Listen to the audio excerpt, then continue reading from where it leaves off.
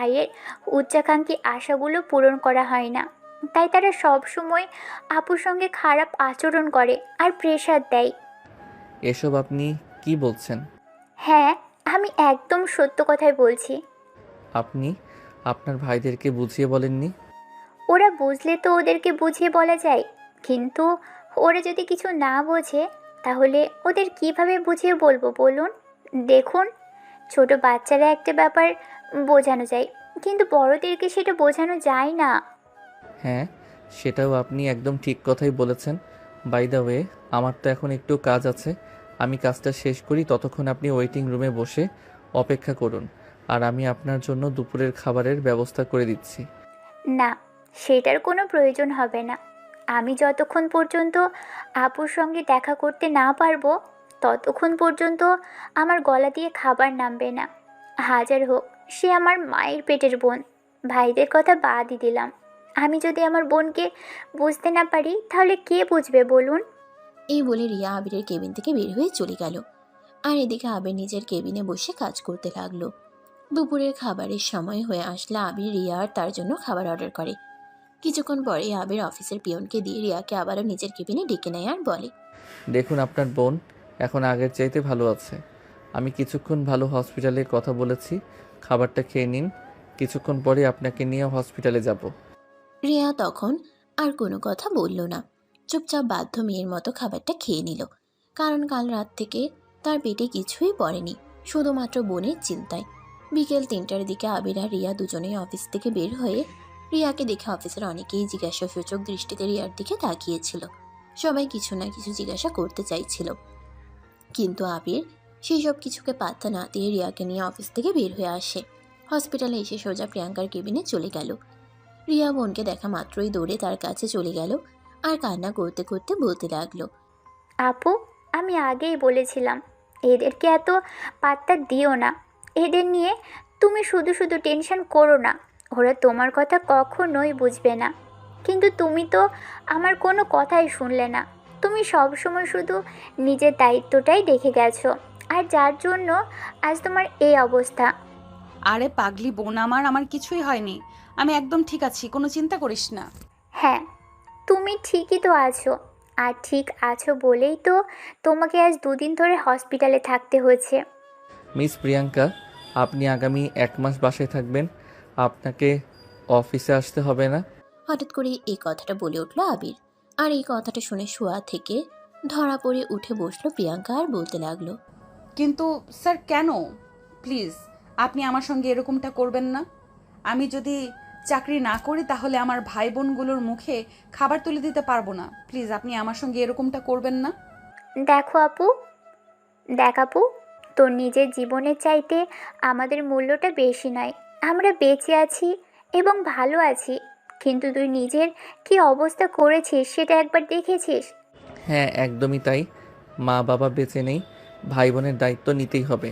কিন্তু তাই বলে নিজের চিন্তা বাদ দিয়ে ভাই বোনের দায়িত্ব নিতে হবে, এটা কোনো হাদিসে লেখা নেই। আপনি আগামী 1 মাস বাসায় থাকবেন এবং সম্পূর্ণ বিশ্রাম নেবেন। আর আপনার ফ্যামিলির পুরো দায়িত্ব আমার।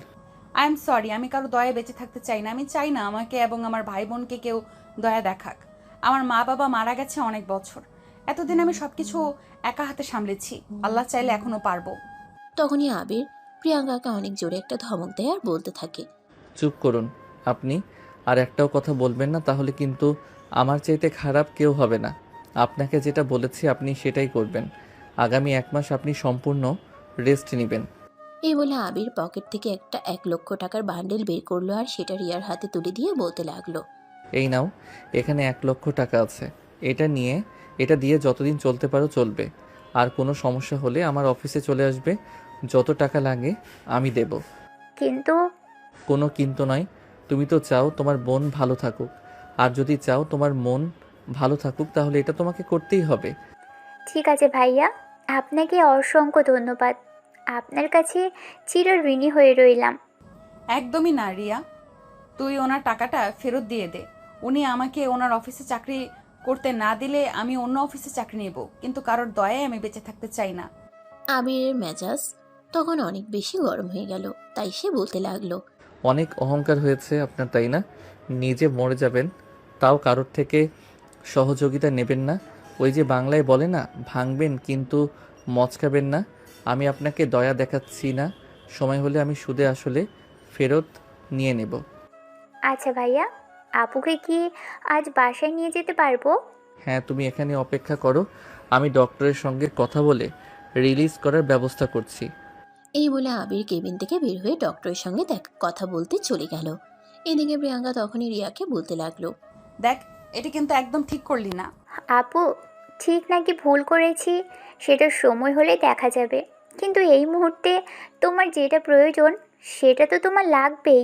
তুমি সুস্থ হয়ে ফিরে আসো, তারপর যদি কোনো দিন তোমার সামর্থ্য হয় তাহলে তুমি ওনাকে এটা ফেরত দিয়ে দিও, তাহলেই তো ঝামেলা চুকে যায়।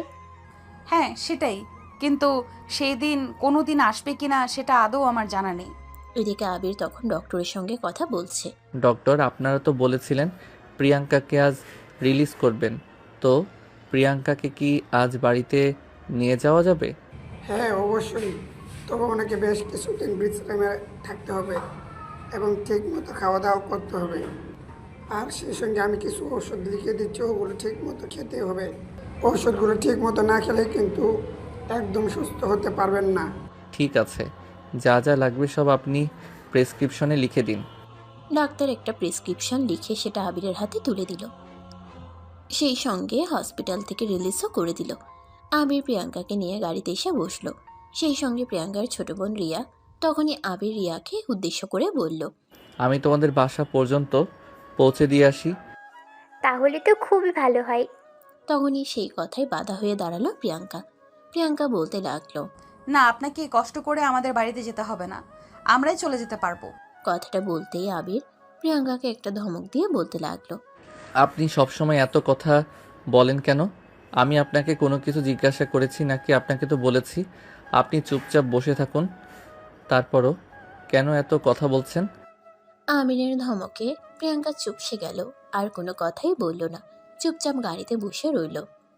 বিরাট একটা সুপার শপের সামনে এসে আবির গাড়িটা দাঁড় করালো, আর তারপর রিয়াকে তার সঙ্গে নেমে আসতে বলল, আর প্রিয়াঙ্কাকে গাড়ির ভিতরে বসে থাকতে বলল। কথা বললেই আবার ধমক শুনতে হবে, তাই প্রিয়াঙ্কা কোনো কথা না বলে চুপচাপ গাড়ির ভিতরে বসে রইল। আবির প্রিয়াঙ্কাকে নিয়ে সুপার শপের ভিতরে ঢুকে যায়।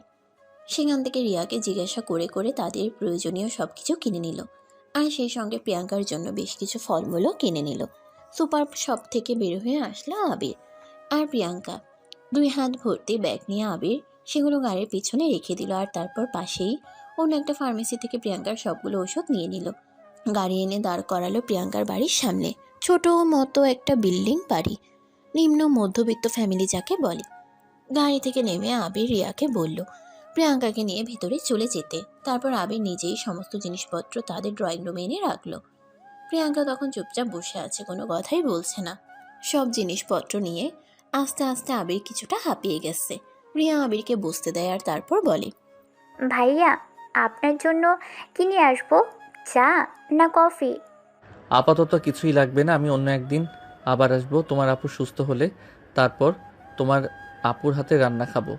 কিন্তু ভাইয়া, সেটা বললে হয় নাকি? আপনি আমার আপুর জন্য এত কিছু করেছেন, আর এই প্রথমবার আমাদের বাড়িতে এসেছেন, খালি হাতে চলে যাবেন, এটা তো হতেই পারে না। আপনি একটু বসুন, আমি আপনার জন্য কফি বানিয়ে আসি। আবির না করছিল, কিন্তু রিয়া আবিরের কোনো কথাই শুনল না। তাড়াহুড়ো করে তাদের তিনজনের জন্য কফি বানিয়ে নিয়ে আসলো। আবির, প্রিয়াঙ্কা আর রিয়া তিনজনের ড্রয়িং রুমে বসে কফি খাচ্ছে। তখনই প্রিয়াঙ্কার ছোট দুই ভাই বাড়িতে আসে। প্রিয়াঙ্কাকে দেখেই বলতে থাকে, কি ব্যাপার? ভেবেছিলাম হয়তো কোথাও চলে গেছো, আবার ফিরে আসলে যে। রাজের এমন কথা শুনে আবির নিজেকে আর ধরে রাখতে পারল না। ঠাস করে উঠে গিয়ে রাজের দুই গালে ঠাস ঠাস করে দুটো চড় বসিয়ে দিল, আর তারপর বলতে লাগলো, তোমাদের মতো বেয়াদব ছেলেরা কারো ভাই হতে পারে এটা আমার সত্যি জানা ছিল না। যেই মেয়েটা নিজের চিন্তা না করে তোমাদের চিন্তা করছে, আর সেই মেয়েটাকে এসব নোংরা কথা বলতে রুচিতে বাঁধে না তোমাদের? আমিরের এমন আচরণে রাজ অনেকটাই ক্ষিপ্ত হয়ে যায়, আর রেগে গিয়ে চেঁচিয়ে বলতে থাকে। এই যে মিস্টার, কে আপনি? আর আপনি আমাদের মধ্যে না গলাচ্ছেন কেন? তখনই পাশ থেকে রিয়া বলে, চুপ করে এবার তোরা, অনেক বেয়াদব হয়েছিস, আর কোনো কথা বলবি না।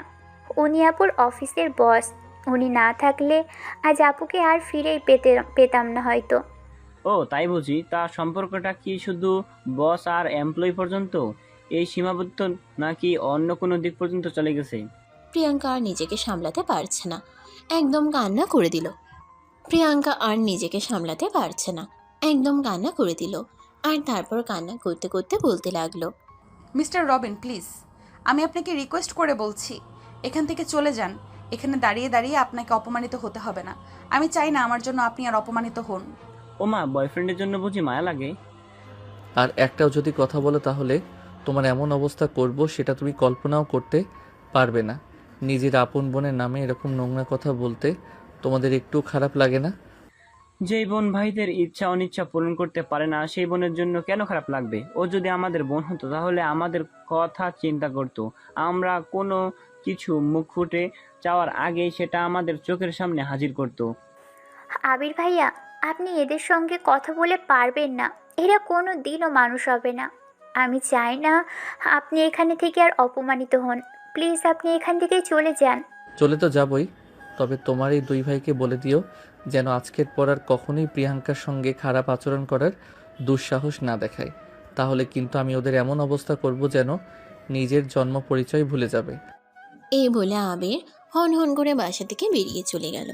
আর এদিকে তখনই রিয়া তার দুই ভাইকে বলতে লাগলো, এই দিন দেখার জন্য আপু তোদেরকে এত কষ্ট করে এই পর্যন্ত নিয়ে এসেছে, শেষে কিনা অফিসের বসের সামনে তাকে অপমানিত করলি।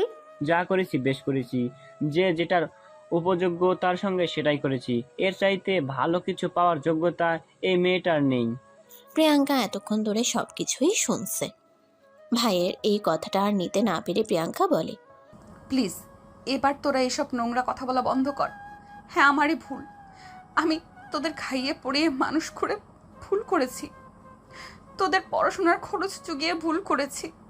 তোদের ইচ্ছা অনিচ্ছাগুলোকে গুরুত্ব দিয়ে ভুল করেছি। আমার উচিত ছিল মা বাবা মারা যাওয়ার পর তোদেরকে ফেলে নিজের চিন্তা করে দূরে কোথাও চলে যাওয়া। এই বলে প্রিয়াঙ্কা কান্না করতে থাকে। রিয়া তখন প্রিয়াঙ্কাকে নিয়ে রুমের ভিতর চলে যায় আর তারপর তাকে বিশ্রাম নিতে বলে। এদিকে রিয়া সমস্ত জিনিসপত্র গুছাচ্ছিল, তখনই রাজ আর তার ভাই শুভ চিৎকার করতে থাকে, এই রিয়া, খাবার কোথায়? তাড়াতাড়ি খাবার দে।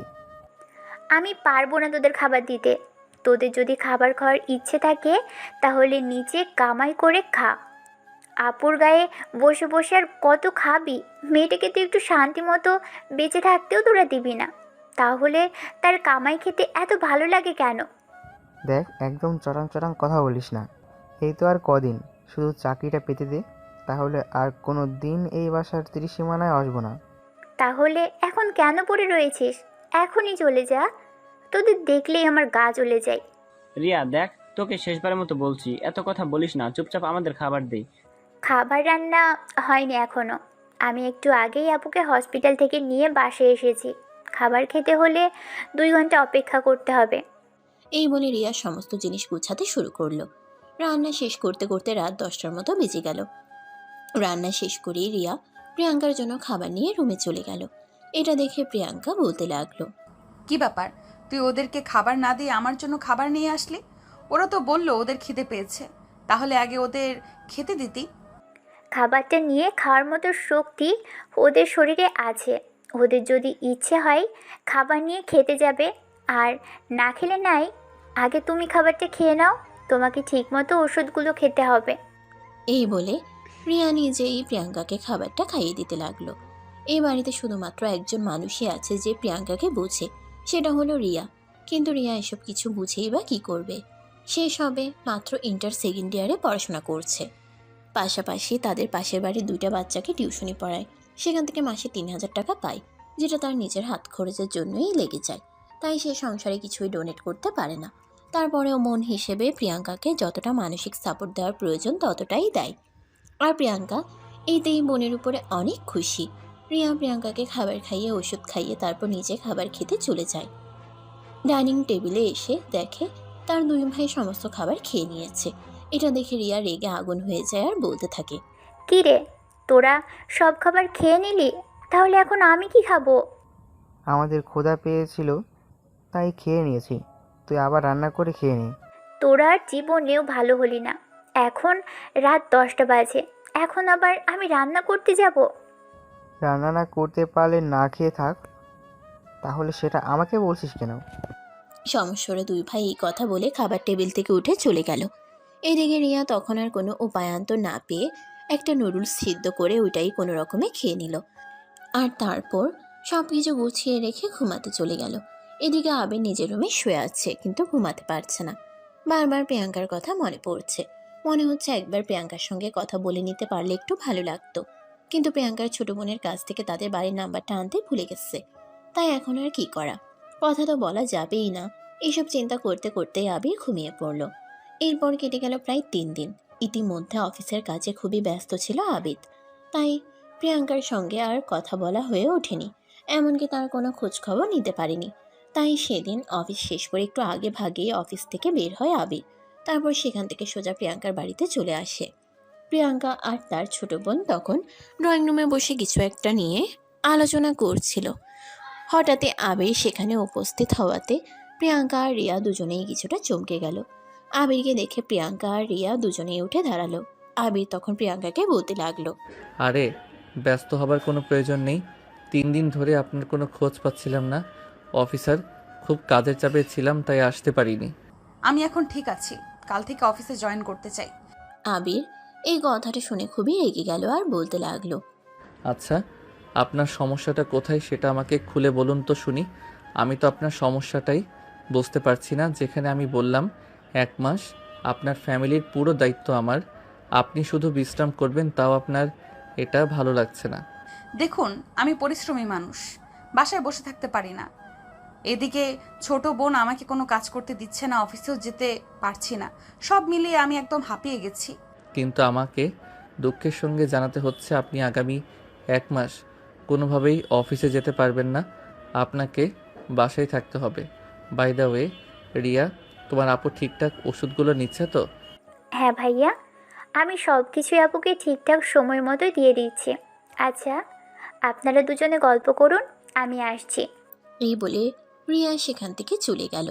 আর তাদের দুজনকে কথা বলতে দিলে তখনই আবির উঠে গিয়ে প্রিয়াঙ্কার পাশে বসলো আর তার হাত দুটো ধরে বলতে লাগলো, এখন কেমন লাগছে শরীর? আলহামদুলিল্লাহ, অনেকটাই ভালো।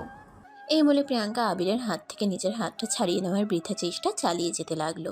তখনই আবির বলতে লাগলো, কি সমস্যা? এভাবে বাইম মাছের মতো মোচড়ামুচড়ি করতেছে কেন? আমি তো শুধু আপনার হাতটাই ধরেছি, আর কিছু তো ধরিনি। মিস্টার আবির, এটা আমার বাড়ি, আর এখানে আমার ভাই বোন সবাই আছে। ওরা দেখলে কি ভাববে? আর অন্য কিছু মানে আপনি কি বোঝাতে চাইছেন? কিছু বোঝাতে চাইছি না। আর আপনার ভাই বোনেরা আপনাকে নিয়ে কী ভাববে আপনি সেই চিন্তা করছেন? যেই ভাই আপনাকে নিয়ে চিন্তা করে না সেই ভাইকে নিয়ে আপনি কেন চিন্তা করছেন? ওরা ছোট মানুষ, ওরা ভুল করতেই পারে, তাই বলে কি আমাকে ভুল করতে হবে? বাই দ্য ওয়ে, আপনি আমার হাতটা ছেড়ে দেন। ছাড়বো না। আপনি কি করবেন করে নিন। প্রিয়াঙ্কা তখন নিজের হাতটা ছাড়ানোর জন্য অনেক চেষ্টা করে, কিন্তু কোনোভাবেই পারে না। আর পারবেই বা কী করে? প্রিয়াঙ্কা একটা মেয়ে আর আবির একটা ছেলে। একটা ছেলে মানুষের শক্তির সঙ্গে কি একটা মেয়ে মানুষ এত সহজেই পেরে ওঠে নাকি? কিছুক্ষণ চেষ্টা করার পর প্রিয়াঙ্কা আবারও বলতে থাকে, মিস্টার আবির, কি হচ্ছে এসব? বললাম তো হাতটা ছেড়ে দিন। কিছু ভাইয়েরা বাসায় আছে, ওরা দেখলে খারাপ কিছু মনে করবে। আবির তখন প্রিয়াঙ্কার হাতটা ছেড়ে দেয়। তারপর একটু সরে বসে আর তারপর বলতে থাকে, আচ্ছা, আপনি আমার সঙ্গে কেন এরকম করেন বলেন তো? শুধুমাত্র একটাই কারণ, আপনি আমার অফিসের বস আর আমি আপনার অফিসে চাকরি করা সাধারণ একজন কর্মচারী। তার উপর আবার আমি আপনার চাইতে বয়সে বড়। দেখুন, এই যুগে বয়স কোনো ম্যাটার না। ভালোবাসার ক্ষেত্রে বয়স কখনোই বাধা হয়ে দাঁড়াতে পারে না। বয়স শুধুমাত্র একটা সংখ্যা, আর ভালোবাসা জীবনের এক অমূল্য রতন। হ্যাঁ, সেটা তো আমি খুব ভালো করেই জানি, কিন্তু আপনি হয়তো ভুলে যাচ্ছেন সমাজের অনেক উঁচু একটা জায়গায় আপনার অবস্থান, আর সমাজের সবচাইতে নিচু জায়গাটায় আমার অবস্থান। তাছাড়া এমন নয় যে আমি আহামরি দেখতে, আমাকে দেখলে প্রেমে পড়তেই হবে, আমার সেরকম কোনো সৌন্দর্য নেই। আমি আপনার সৌন্দর্যের প্রেমে পড়িনি, আমি আপনার মনুষ্যত্ব আর ভালো মানুষের প্রেমে পড়েছি। আমি আপনাকে আপনার মন দেখে ভালোবেসেছি, আপনার চেহারা কিংবা আভিজাত্য দেখে নয়। এসব বাংলা সিনেমার ডায়লগ আমার সামনে দিতে আসবেন না প্লিজ। আমি এগুলো একদম পছন্দ করি না। আপনি আমার জন্য এবং আমার ফ্যামিলির জন্য যতটুকু করেছেন তার জন্য আমি চিরকৃতজ্ঞ। জানি না আপনার এই ঋণ কোনোদিন শোধ করতে পারবো কিনা, তবে আমার যদি কোনোদিন সামর্থ্য হয় তাহলে আমি অবশ্যই চেষ্টা করব। কিন্তু আপনি প্লিজ এসব ঝামেলা থেকে আমাকে রেহাই দিন। দেব না আমি, যতদিন পর্যন্ত আপনি এটা স্বীকার না করবেন যে আমাকেও আপনি ভালোবাসেন আর আমাকে বিয়ে করবেন। ততক্ষণে রিয়া আবিরের জন্য নাস্তা নিয়ে আসে। রিয়া নাস্তার প্লেটটা টেবিলে রাখতে রাখতে আবিরকে বলল, আমি আগেই মনে মনে এতে ভেবেছিলাম, তবে ভাইয়া এটা যদি হয় তাহলে খুব ভালো হবে। আমি চাই আপু অনেক সুখী হোক। সেটাই তো তোমার আপুকে বোঝাতে পারছি না। প্লিজ শালিকা, তুমি একটু আমায় সহযোগিতা করো। আপু তুই এমন কেন যে আকাশের চাঁদ হাতে পাচ্ছিস তাও সেটা নিতে চাইছিস না? আমি হলে তো কবেই লাফাতে লাফাতে বিয়ে করতে চলে যেতাম। তাহলে বসে আছিস কেন? চলে যা। তুই নিজেই ওনাকে বিয়েটা করে নে, তাহলে আমিও এই সব কিছু থেকে মুক্তি পাই। সত্যি বলছি আপু, উনি যদি তোকে ভালো না বাসতো, আমাকে ভালোবাসতো আর আমাকে এই অফারটা দিত, তাহলে আমি লাফাতে লাফাতে ওনাকে বিয়ে করে চলে যেতাম। শালিকা, তুমি আমায় বুঝতে পারলে, কিন্তু তোমার বোন আমাকে এখনো বুঝতে পারছে না। প্লিজ শালিকা, তোমার বোনকে একটু বুঝিয়ে দাও। প্রিয়াঙ্কা তখন আর কোনো কথা না বলে সেখান থেকে চলে গেল। এদিকে রিয়া হাসতে হাসতে সোফায় বসলো আর আবিরের হাতে নাস্তার প্লেটটা এগিয়ে দিয়ে বলতে লাগলো, জানেন ভাইয়া, আমার মনে হয় আপু মনে মনে আপনাকে ভালোবাসে, কিন্তু মুখ ফুটে বলতে পারছে না। সেই 2 বছর ধরে তোমার বোনের পিছন পিছন ঘুরঘুর করছে, কিন্তু তোমার বোন দেখো আমাকে 1 পয়সার মূল্য দিচ্ছে না। হ্যাঁ, সেটা তো দেখতেই পাচ্ছি। তার কারণ কি জানেন? আপু বড়লোক মানুষদের একদম পছন্দ করে না, কারণ আমরা গরিব, আর বড়লোকেরা গরিব মানুষকে অনেক অবহেলা করে। দেখো, টাকা পয়সা নিয়ে আমি কখনোই সেভাবে চিন্তা করি না। আমার জীবনে একজন ভালো মানুষ প্রয়োজন, যে শুধু আমাকে ভালোবাসবে আর তার ভালোবাসা দিয়ে আমাকে পরিপূর্ণ করে দেবে। আমি জানি তোমার বোনই পারবে আমাকে আমার সেই ইচ্ছাটা পূরণ করিয়ে দিতে, কিন্তু তোমার বোন তো আমাকে পাত্তাই দিচ্ছে না। চেষ্টা চালিয়ে যান, আর আমিও আপুর সঙ্গে এ ব্যাপারে কথা বলবো। বাই দ্য ওয়ে, খাবারটা ঠান্ডা হয়ে যাচ্ছে, খেয়ে নিন। আবির তখন খাবারটা খেতে লাগলো। এদিকে রিয়া প্রিয়াঙ্কার সঙ্গে কথা বলতে রুমের ভিতরে আসে। প্রিয়াঙ্কা বারান্দায় দাঁড়িয়ে আকাশের দিকে তাকিয়ে কান্না করছে। পিছন থেকে রিয়া প্রিয়াঙ্কার কাঁধে হাত রেখে আর বলতে থাকে, আপু, হাতের লক্ষ্মীকে পায়ে ঠেলতে হয় না। প্লিজ তুই ওনাকে মেনে নে, ওনাকে বিয়ে কর, তাহলে জীবনে অনেক সুখী হবি। তুই আমাকে এই কথা বলছিস, একবার সবকিছু ভেবেছিস তো? হ্যাঁ আপু, দেখ, টাকা পয়সা দিয়ে যদি জীবনের সব সুখ কেনা যেত, তাহলে বিল গেটসও হয়তো তার স্ত্রী মেলিন্ডা ফ্রেন্সের সঙ্গে বিবাহ বিচ্ছেদ করতেন না। আর কোনো নারী যদি তার সৌন্দর্য দিয়ে তার স্বামীকে ধরে রাখতে পারত, তাহলে হয়তো প্রিন্স ডায়ানার স্বামীও দ্বিতীয় বিয়ে করতো না। আর আমাদের দেশের দিকেই তাকিয়ে দেখ না, পরিমণির মতো সুন্দরী মেয়ের স্বামী সংসার করতে পারে না। পূর্ণিমার মতো সুন্দরী রূপবতী নারী কেউ দ্বিতীয় বিয়ে করতে হয়। এতে কি প্রমাণিত হয়? না টাকা পয়সা কিংবা সৌন্দর্য দিয়ে ভালোবাসা আটকে রাখা যায় না। তুইও শেষমেশ এই কথাই বলছিস? হ্যাঁ আপু, তুই আমাদের কথা অনেক চিন্তা করেছিস, কিন্তু তোর নিজেকে নিয়েও তো একটু চিন্তা করতে হবে। প্লিজ, আমি তোর বোন হিসেবে রিকোয়েস্ট বলছি, তুই ওনার প্রস্তাবে রাজি হয়ে যা, তাহলে তোরও ভালো হবে আর আমাদেরও। ঠিক আছে, আমি ব্যাপারটা নিয়ে ভেবে দেখব, চিন্তা ভাবনা করে তারপর জানাবো। প্রিয়াঙ্কার এই কথা শুনে রিয়া অনেক খুশি হয় আর হাসতে হাসতে সেখান থেকে চলে গেল। আবির ততক্ষণে খাবার শেষ করে নিয়েছে। রিয়া ড্রয়িং রুমে আস্তে আস্তে আবিরকে উদ্দেশ্য করে বলতে লাগলো, ভাইয়া, আপনার উদ্দেশ্য হয়তো সফল হতে পারে, আকাশের চাঁদ উকি দেয়। তাই নাকি? তাহলে তো খুবই ভালো। শালিকা, তুমি যদি আমার বউকে রাজি করিয়ে দিতে পারো, তাহলে কিন্তু তোমার জন্য একটি স্পেশাল সারপ্রাইজ গিফট আছে। ওকে ভাইয়া, আই উইল ট্রাই ইট। তারপর রিয়া আর আবির দুজনেই বেশ কিছুক্ষণ বসে বসে গল্প করে। আবির রিয়ার কলেজ আর অন্য সব ব্যাপারে জিজ্ঞাসা করে। রিয়াও সবকিছু আবিদের সঙ্গে বলতে থাকে। ওইদিকে দেখতে দেখতে রাত 10টার মতো বেজে গেল। প্রিয়াঙ্কা নিজের হাতে সবার জন্য খাবার তৈরি করলো, কারণ আবির তো সেদিন বলে গেছিল আরেকবার যেদিন আসবে সেদিন প্রিয়াঙ্কার হাতের খাবার খাবে। তাই প্রিয়াঙ্কা আবিরের পছন্দের সব খাবার রান্না করেছে।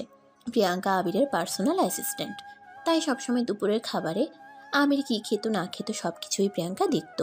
আর সেখান থেকেই মোটামুটি একটা লিস্ট সে তৈরি করে নিয়েছে, কারণ প্রতিদিন দুপুরের খাবারটা আবির অফিসেই খাইতো। ডাইনিং টেবিলে সবার জন্য খাবার সাজিয়ে রেখে প্রিয়াঙ্কা সবাইকেই ডাইনিং টেবিলে ডেকে নেয়। আবির আর প্রিয়াঙ্কা খাবার টেবিলে বসলেও শুভ আর রাজ আবিরকে দেখে খাবার টেবিলে আসেনি। প্রিয়াঙ্কা এটা নিয়ে কিছুটা চিন্তিত হলেও রিয়া প্রিয়াঙ্কা আর আবিরকে উদ্দেশ্য করে বলে, তোমরা দুজনে চুপচাপ বসে খাবারটা খেয়ে নাও। ওদের যখন ক্ষুধা লাগবে ওরা নিজে এসে খেয়ে নেবে। কুকুরের লেজে ঘি মাখাতে হয় না, তাহলে কুকুরের লেজ নিজেকে দামি কিছু মনে করে। আমার মনে হয় ওরা আমার উপর অভিমান করেছে। তোমাকে বললাম না, ওদের যা ইচ্ছে হয় ওরা তাই করুক। তুমি ওদের ব্যাপারে একটুও মাথা ঘামাবে না, ওদেরকে ওদের মতো থাকতে দাও। এই কথা বলে রিয়া প্রিয়াঙ্কা আর আবিরের পাতে খাবার তুলে দিল। আবির খাবার মুখে দিয়ে বলতে লাগলো, আপনি এত ভালো রান্না করতে পারেন আর এটা তো আমি জানতামই না। হ্যাঁ ভাইয়া, আপু অনেক ভালো রান্না করতে পারে। আপুর হাতের খাবার খেলে মনে হয় আপনি অমৃত খাচ্ছেন। হ্যাঁ একদমই তাই, খাবারগুলো অনেক মজা হয়েছে। এই বলে আবির খাবার খেতে শুরু করলো। খাবার খাওয়া শেষে আবির ড্রয়িং রুমের সোফায় এসে ধপাস করে বসে পড়ল আর প্রিয়াঙ্কাকে উদ্দেশ্য করে বলতে লাগলো, আমি মনে হয় জীবনের প্রথম এই এতগুলো খাবার একসঙ্গে খেলাম। এটা কোনো কথা? এতটুকু খাবার তো যে কেউ খেতে পারে। আপনি জানেন আমি কতটুকু খাবার খাই আর এখন কতটুকু খাবার খেয়েছি, তারপরেও আপনি এই কথা বলছেন? ভাইয়া, আপনি হয়তো জানেন না, ভালোবাসার মানুষের কিছু জিনিস ভালো লাগে, যেমন তাকে পেট ভরে খাওয়াতে পারা। দেখ, তুই কিন্তু ইদানিং বড্ড বেশি ফাজিল হয়ে গেছিস। এমন মায়ের দিব সব ফাজলামো বন্ধ করে দিবি। আপনি ওরে বকা দিচ্ছেন কেন? ও তো সত্যি কথাই বলছে। ও কি খারাপ কিছু বলেছে নাকি? আপনারা দুইটাই সমান সমান, একদম ফাজিলের হাড্ডি। শালি দুলাভাই তো এরকম হতেই হবে। প্রিয়াঙ্কা যখন আর কোনো কথা না বলে চুপচাপ সেখান থেকে চলে গেল। আর এদিকে আবির আর রিয়া দুজনেই হাসতে লাগলো। এদিকে দেখতে দেখতে রাত 11:30টার মতো বেজে গেল। তখনই আবির রিয়াকে বলতে লাগলো, শালিকা, রাত তো অনেক হয়ে গেল, আমাকে এবার বাসায় ফিরতে হবে। হ্যাঁ সেটাই, আমাদের বাসায় তো থাকার মতো এক্সট্রা কোনো রুমও নেই। উম, তা তা না হলে আপনাকে এখানেই থেকে যেতে বলতাম। কোনো ব্যাপার না, আমাকে নিয়ে তোমার চিন্তা করতে হবে না। আমার বাসায় এখান থেকে বেশি দূরে নয়, আমি চলে যেতে পারবো। আচ্ছা ঠিক আছে ভাইয়া, আবার আসবেন। এই বলে রিয়া আবিরকে বিদায় জানালো। আবির বাসা থেকে বের হয়ে গাড়ি নিয়ে সোজা তার বাসায় চলে আসলো। বাসায় এসে কলিং বেল চাপ দিতেই তার আম্মু এসে দরজা খুলে দেয়। কিছুটা বিরক্ত হয়ে তিনি বলেন, তুমি ইদানিং কি শুরু করেছো? আমি তো সেটাই বুঝতে পারছি না। এত রাত করে বাসায় আসার কারণটা কি আমি জানতে পারি? আম্মু, আমি কি এখনো ছোট বাচ্চা আছি যে আমাকে 8টার মধ্যেই বাসায় ফিরে আসতে হবে? এর বেশি একটু সময়ও আমি বাইরে কাটাতে পারবো না। আর একটু সময় বাইরে কাটালে সেটার জন্য আমাকে জবাবদিহিতা করতে হবে। আমি তোমাকে সেরকম কিছুই বলিনি, শুধু তোমাকে এটাই বলেছি তুমি এত রাত কেন করছো। আম্মু, আমার অ্যাসিস্ট্যান্ট প্রিয়াঙ্কা অসুস্থ, আমি ওনাকেই দেখতে গিয়েছিলাম। আবিরের এই কথাটা শুনে আবিরের আম্মু বেশ বিরক্ত হয়। আর বিরক্ত হয়েই তিনি বলেন, তোমার অ্যাসিস্ট্যান্ট অসুস্থ, সেটার খবর তুমি অন্য কাউকে দিয়ে নেওয়াতে পারতে, তার জন্য তোমাকে ওই অ্যাসিস্ট্যান্টের বাসায় যেতে হবে? আম্মু, তুমি এটা নিয়ে এভাবে রাগ কেন দেখাচ্ছ? আমি সেটাই বুঝতে পারছি না। উনি আমাদের কোম্পানিটাকে আগলে রেখেছেন আর ওনার অসুস্থ, তাই এইটুকু খবর আমি নিতে পারি না। আবিরের আম্মু তখন আর এটা নিয়ে কথা বাড়ালেন না। তিনি কথা ঘুরিয়ে নিয়ে বলতে লাগলেন, হাত মুখ ধুয়ে আসো, খাবার দিচ্ছি। তখনই আবির তার আম্মুকে বলল, আম্মু, আমি ওদের বাসা থেকে খাবার খেয়ে এসেছি।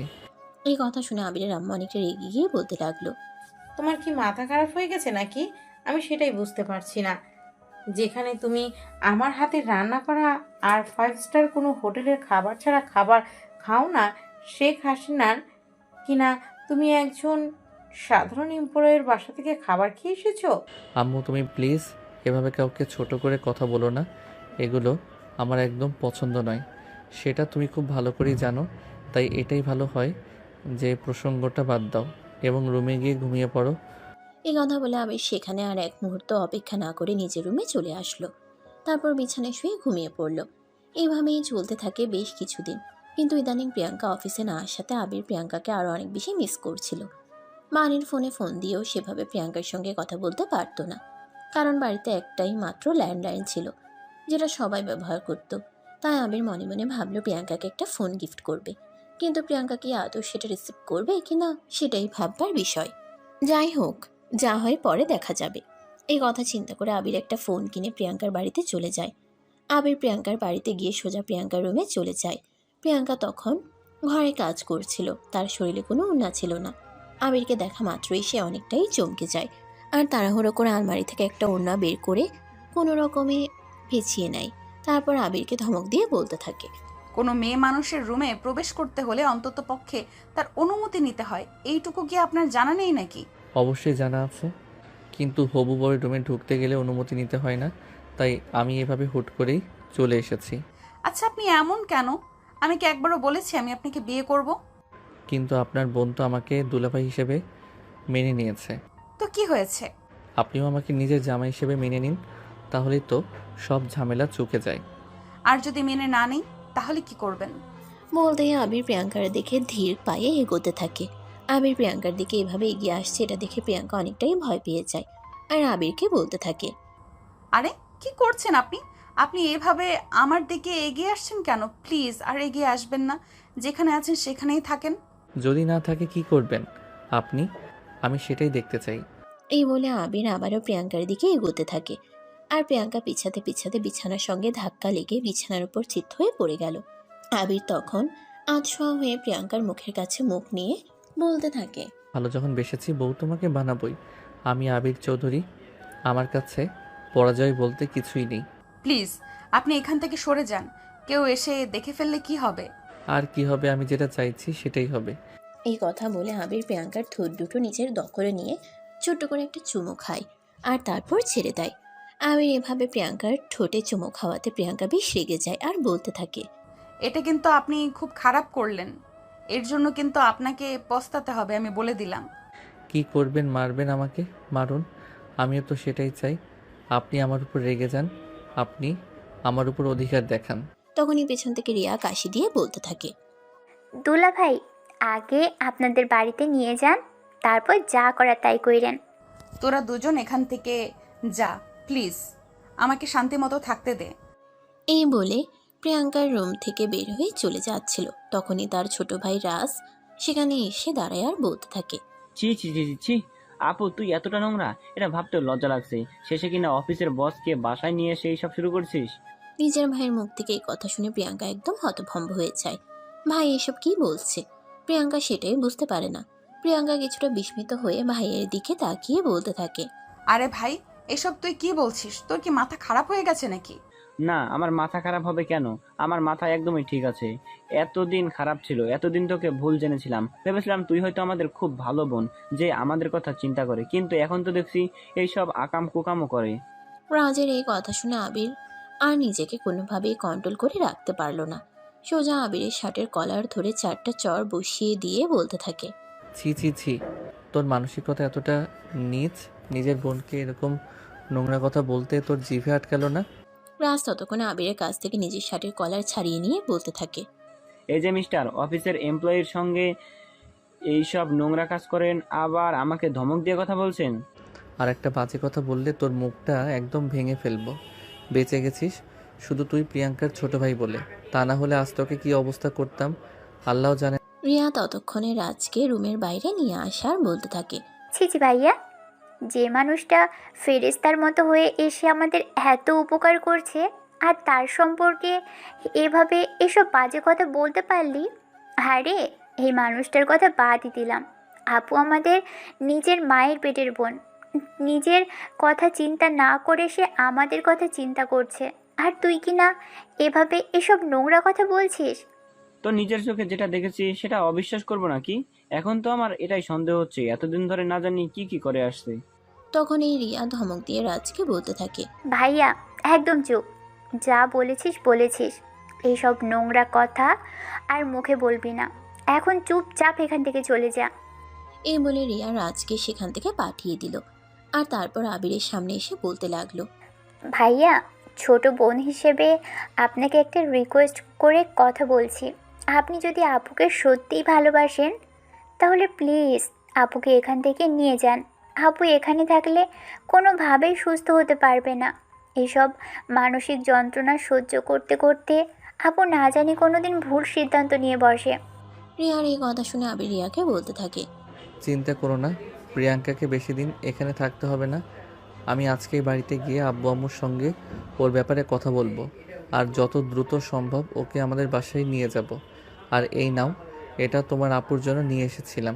এই বলে আবির প্রিয়াঙ্কার জন্য কিনে নিয়ে আসা মোবাইল ফোনটা রিয়ার হাতে তুলে দেয়। আর তারপর সেখান থেকে বের হয়ে সোজা বাসায় চলে আসে। সেদিন আবিরের আব্বু বাড়িতে ছিল। আবির বাসায় এসে সোজা তার আব্বুর রুমে চলে গেল। তার আব্বু তখন টিভি দেখছিল। আবির রুমে যেতে আবিরের বাবা আবিরকে দেখে বলতে থাকে। কি ব্যাপার বাবা, আজ হঠাৎ আমার রুমে? তুই তো সচরাচর আসিস না। আব্বু, আমি তোমার সঙ্গে একটা ইম্পর্ট্যান্ট ব্যাপারে কথা বলতে চাই। হ্যাঁ বাবা, বল না, কি বলবি? আব্বু, আমি ঠিক করেছি আমি বিয়ে করব। হ্যাঁ, সেটা তো তোকে কবে থেকেই বলেছিলাম, কিন্তু তুই তো আমার কোনো কথাই শুনলি না। তো মেয়ে কি তুই পছন্দ করছিস, না আমাদেরকে পছন্দ করতে হবে?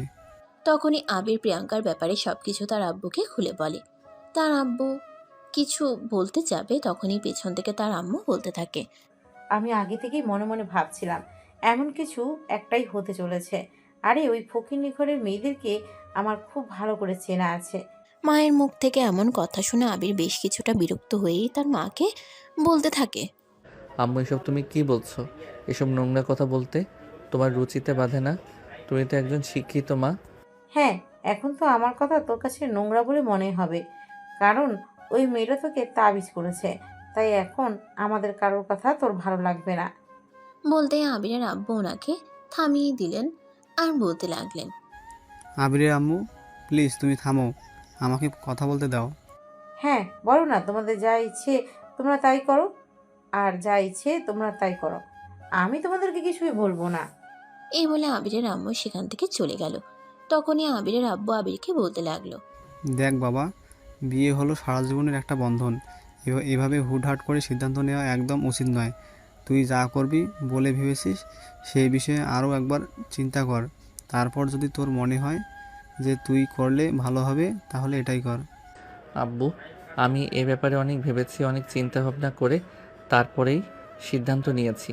দেখো, সব সময় সব কিছু বাইরের দিক থেকে বিবেচনা করলে হয় না, আমাদের মনের কথাটাও আমাদের শোনা উচিত। আর এখানে এই মেয়েটাকে বিয়ে করার সবচাইতে বড় কারণ হলো মেয়েটাকে আমি ভালোবাসি, আর মন থেকে জীবনে একজনকেই ভালোবাসা যায়। হ্যাঁ, সেটা আমি খুব ভালো করে জানি। বাই দ্য ওয়ে, আমার হবু বৌমার সঙ্গে আমাকে একবার দেখা করাবি না?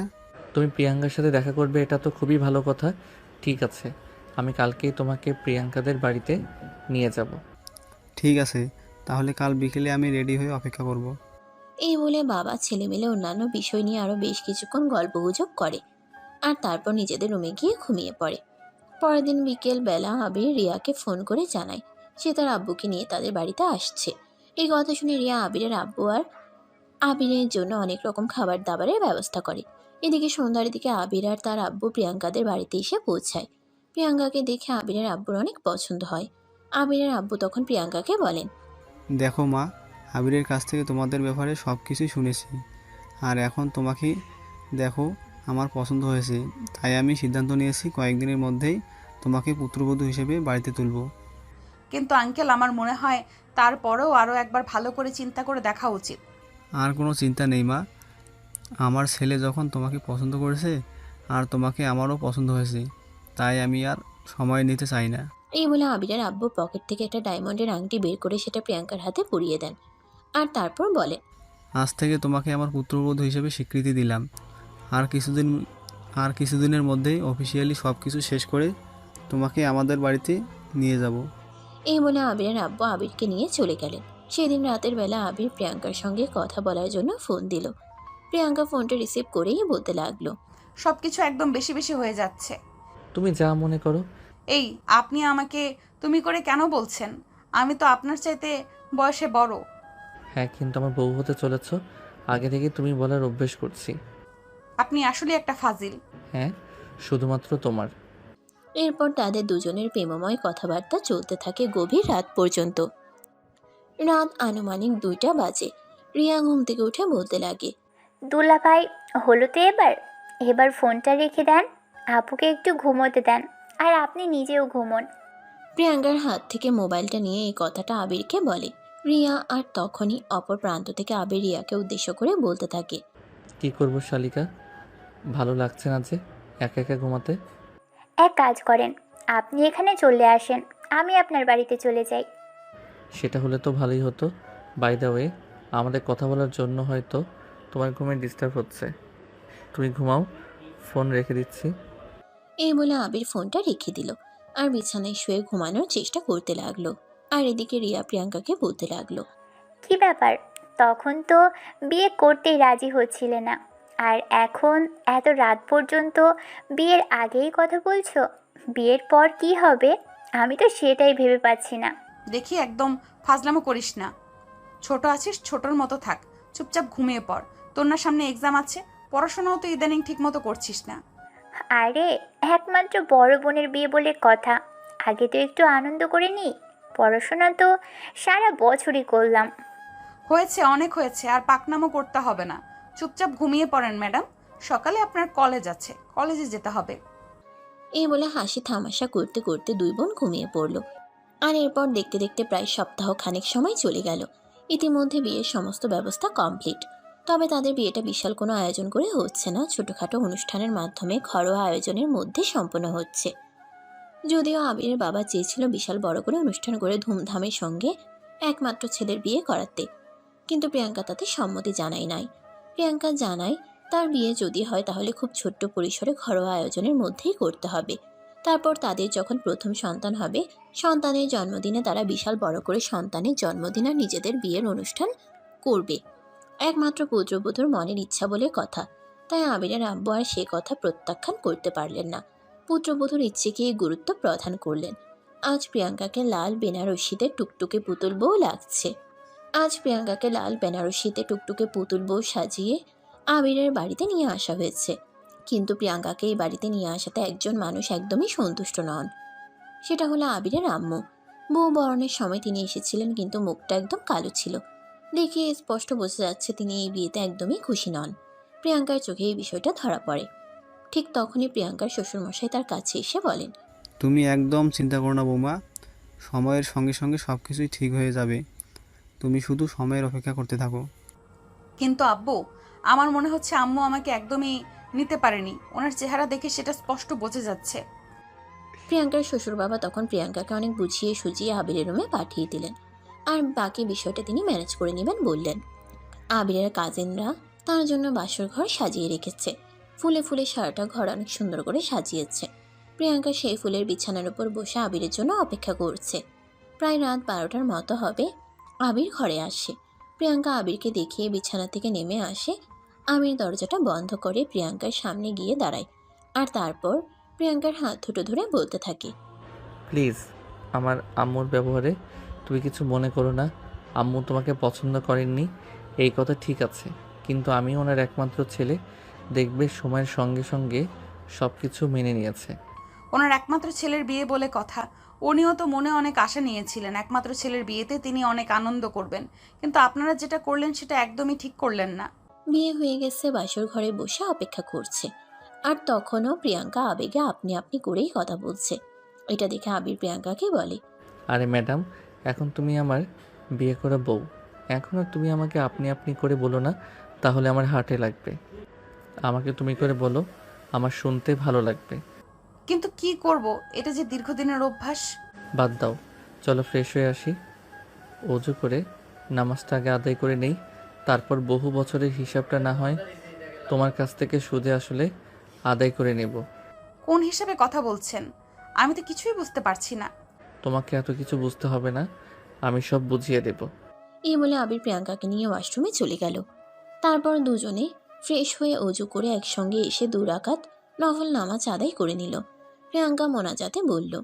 হে আল্লাহ, আমি জানি না আমি সুখী হতে পারবো কিনা। তুমি তো অন্তর্যামী, তুমি সব কিছুই জানো। তুমি এটাও জানো এই বাড়ির সবাই আমাকে মেনে নিতে পারছে না। আল্লাহ, তুমি আমাকে সব কিছু গুছিয়ে নেওয়ার মতো তৌফিক দাও, আমিন। এই বলে প্রিয়াঙ্কা নামাজ শেষ করে জায়নামাজ উঠিয়ে বিছানার পাশে এসে দাঁড়ায়। আর তখনই আবির প্রিয়াঙ্কার হাত ধরে নিজের একটু কাছে টেনে নিয়ে বলতে থাকে। দেখো, আমি বুঝতে পারছি তুমি আমার আম্মুকে নিয়ে একটু চিন্তিত আছো, কিন্তু চিন্তা করার কোনো কারণ নেই। দেখবে সময়ের সাথে সাথে সব কিছু ঠিক হয়ে গেছে, আর আমার আম্মুও তোমাকে মেনে নিয়েছে। দোয়া কর যেন আমি সবকিছু ঠিকঠাক করে নিতে পারি। সব কিছু তো পরে গোছাবে, আগে আমাকে গুছিয়ে নাও। তোমাকে গোছাবো মানে? বলতেই আবির প্রিয়াঙ্কার কোমরে হাত রাখে আর প্রিয়াঙ্কাকে টান দিয়ে নিজের আরও কাছে টেনে নেয় আর তারপর বলতে থাকে।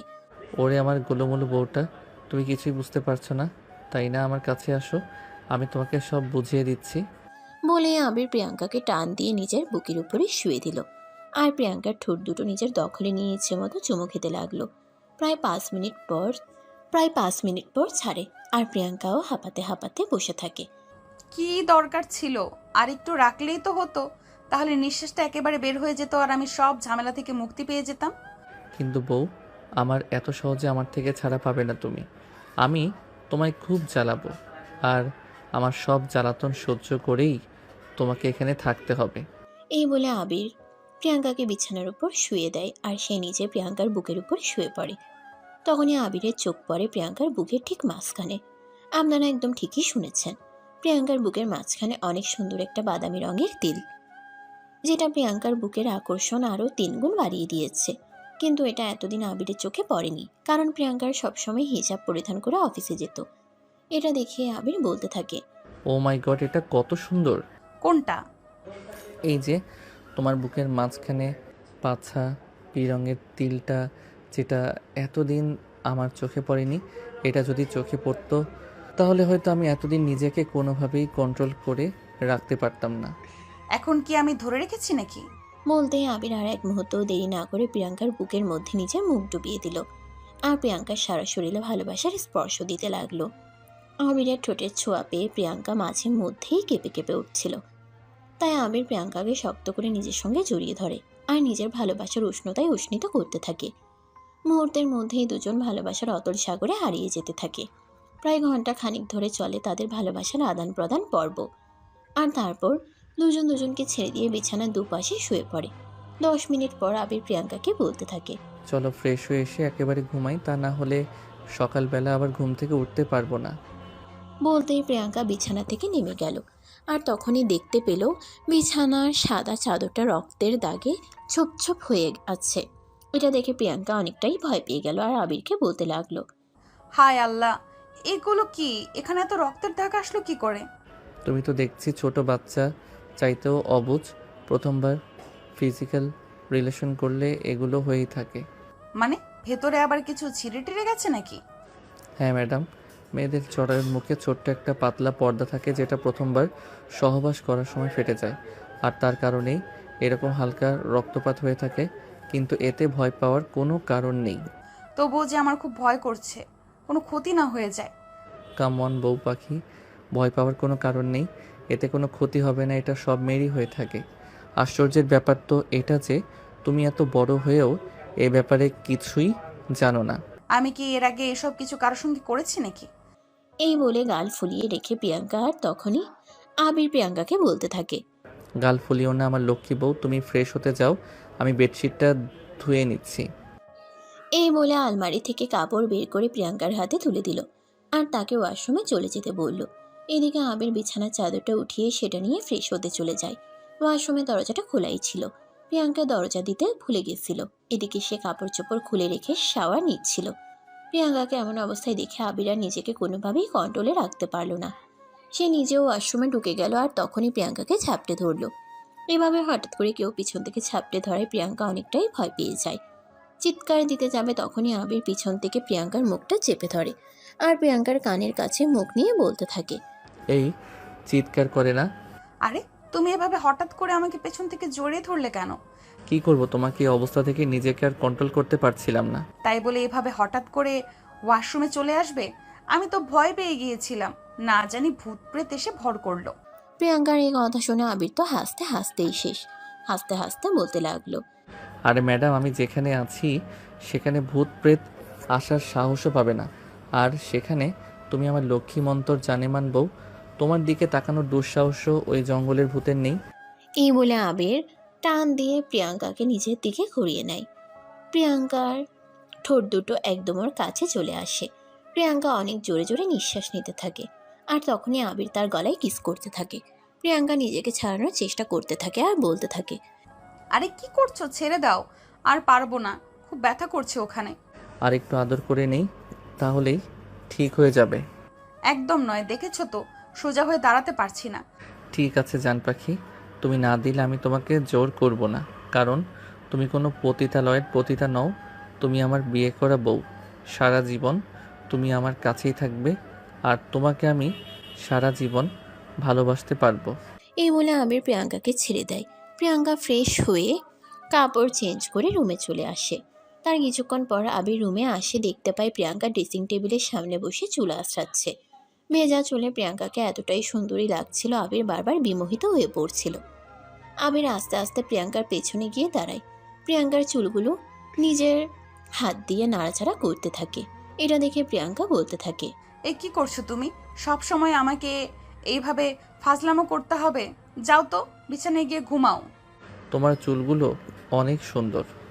হয়েছে হয়েছে, আর পাম দিতে হবে না। আমাকে পাম দিয়ে আর কোনো লাভ হবে না। চুপচাপ বিছানায় গিয়ে ঘুমিয়ে পড়ো। আমি বুঝি না তুমি এমন কেন।